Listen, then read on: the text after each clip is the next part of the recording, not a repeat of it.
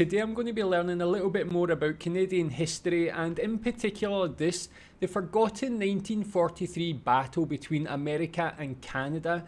Now, this isn't forgotten for me because I have no idea of this situation, so interested to learn about it. I wonder how many people in Canada know about this battle. 1943 suggests it's probably going to have something to do with World War II, being that it's like slap bang in the middle of that. But tell me if you know about this. If you don't know about this, I guess we'll learn about it together. Let's watch.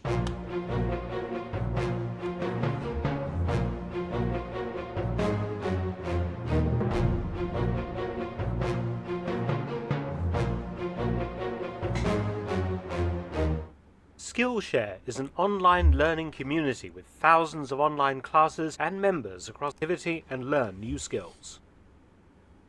During World War II, US and Canadian forces actually entered full-scale combat operations against each other in one of the conflict's most tragic incidents. Full-scale? It resulted in significant casualties and a great deal of recrimination. Ooh. So where did this tragedy occur? The answer is a cold, windswept, often fog-bound island in the North Pacific named Kiska, part of the Aleutian Islands chain in Alaska. Japan had attacked the Aleutians in summer 1942 as a diversionary operation as part of their Midway Island campaign. Midway turned into a complete disaster for the Imperial Japanese Navy, but in the north, Japanese forces managed to occupy several remote Aleutian islands. I've never heard of these islands before. On the 6th of June 1942, a Japanese force of 500 Marines had captured Kiska, followed by 2,000 Army troops. The US determined to recapture its lost Aleutian territories and instigated a series of amphibious operations. In May 1943, the island of Attu was recaptured after very fierce fighting with its Japanese garrison. Attu and Kiska's geographic positions controlled the sea lanes across the North Pacific. The Americans feared that the Japanese would turn the islands into strategic air bases from which to bomb Alaska and the US West Coast. The threat had to be eliminated. There was also the idea of using the Aleutians for US heavy bomber bases to attack the Japanese home islands. They do look like Attu interesting fell at a cost of aliens 549 Americans killed, 1,148 wounded, and a further 1,814 sick or died from disease, demonstrating the inhospitable nature of these exposed subarctic islands. Yeah, tell me if you knew about this situation or even of these islands. I'm kind of embarrassed to say I never knew about these. You can see their strategic benefit, especially during World War II for both Japan and the USA. So it's actually a very interesting, just that whole situation. It's very interesting in itself. I guess we're going to get on to the battle between America and Canada anyway. The operation to recapture Kiska, codenamed Cottage, would commence on the 15th of August 1943. Unusually for the Pacific Theater, Cottage would be a joint US-Canadian affair. The US force consisted of the 7th Infantry Division and the 87th Mountain Infantry Regiment of the 10th Mountain Division. The Canadian 6th Infantry Division provided its 13th Infantry Brigade. It was also the 1st Special Service Force, a joint US-Canadian commando unit. The US knew that the Japanese garrison on Kiska numbered over 10,000 men, with anti-aircraft guns and some artillery. They expected a stiff fight. A significant naval bombardment commenced on the morning of the 15th of August, including almost 100 Allied ships, plastering known Japanese positions before over 34,000 US and Canadian troops began boarding landing craft.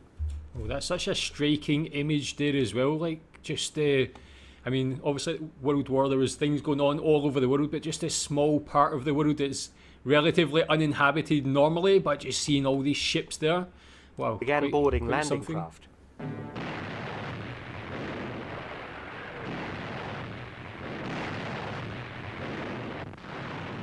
It was reported that the Japanese had carefully fortified the island with bunkers and tunnels and could be expected to fight to the death. Though some indications were received by the Americans that the Japanese had actually withdrawn from Kiska, US Higher Command ordered Operation Cottage to proceed, they believing that the Japanese had instead retreated into the interior of the island, in the mountains, to await the invasion. The landings were a bit of a mess. Though the weather was clear, vessels ran aground and timetables were wrecked. There was no Japanese resistance. Fog then came down, reducing visibility as troops moved inland. Gunfire was heard all the time as soldiers shot at suspected positions, and explosions went off as Japanese booby traps detonated or people stepped on mines. Allied artillery continued firing into the fog and mist, adding to the impression that resistance was being met. At one point, US and Canadian troops advancing from different directions in the fog bumped into one another with tragic consequences. Both sides were clearly seeing abandoned Japanese positions, expecting at any moment to run into the Japanese main line of resistance. Seeing figures moving in the poor visibility and unaware of the position of US units, a jumpy Canadian soldier opened fire. The Americans, seeing unidentified figures firing on them, returned fire, believing the Canadians were Japanese. One of the problems may have been the helmets that both sides were wearing. From a distance and in poor visibility, the US M1 helmet could easily be mistaken for a Japanese steel helmet. And for this operation, the Canadian forces had given up their British-style Brodie helmets and been re-equipped with US M1 helmets. Again, US forces, perhaps not familiar with Canadians wearing non-British style uniforms, fired on them believing they were Japanese simply by the shape of these helmets. A full-scale battle commenced as both sides hammered the other. When identifications were eventually established and the firing was stopped, casualties were significant. The Canadians had killed 28 Americans and lost 4 of their own. A further 50 US and Canadian soldiers lay wounded. Japanese time bombs, booby traps, and accidents killed or wounded many more soldiers on Kiska. The biggest single loss was to the US Navy, when a stray Japanese sea mine collided with the destroyer USS Abner Reed, blasting off the vessel's stern and killing 71 crewmen and injuring a further 47. The island of Kiska was soon declared captured, but not one Japanese soldier was found anywhere on the island. US intelligence had been right to be suspicious. For once, the Japanese had decided to retreat rather than fight, and had successfully evacuated the barren island. But somehow, the invasion force had suffered 313 casualties invading an empty island, caused by an appalling series of friendly fire incidents demonstrating poor inter-allied cooperation, and a series of clever Japanese booby traps which had taken the lives of many unsuspecting soldiers. None of this was reported in the press or newsreels at the time for obvious reasons, but Operation Cottage was an embarrassment of fairly big proportions for the US and Canadian militaries. Many thanks for watching. Please subscribe and share, and also visit my audiobook channel, War Stories with Mark Felton. You can also help to support both of my channels at PayPal and Patreon.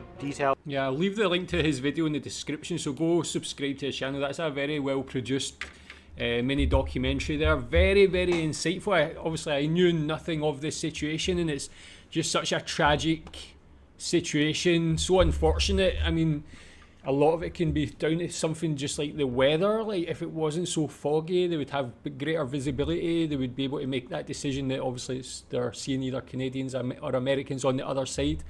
The fact that that island had no Japanese people and Japanese soldiers on there just makes it even more tragic. It's just such an interesting story. Really sad. Even things like them changing the helmet at the last minute to something that kind of resembles the Japanese one is just like one of these very unfortunate decisions that were made. It probably they never really considered something like that could happen, but very, very interesting.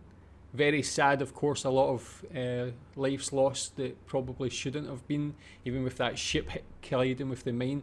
So yeah, tell me what you think about this one. Recommend any other interesting situations, operations, battles of any wars that Canada's been involved in, and I'll check that out soon as well. Thanks.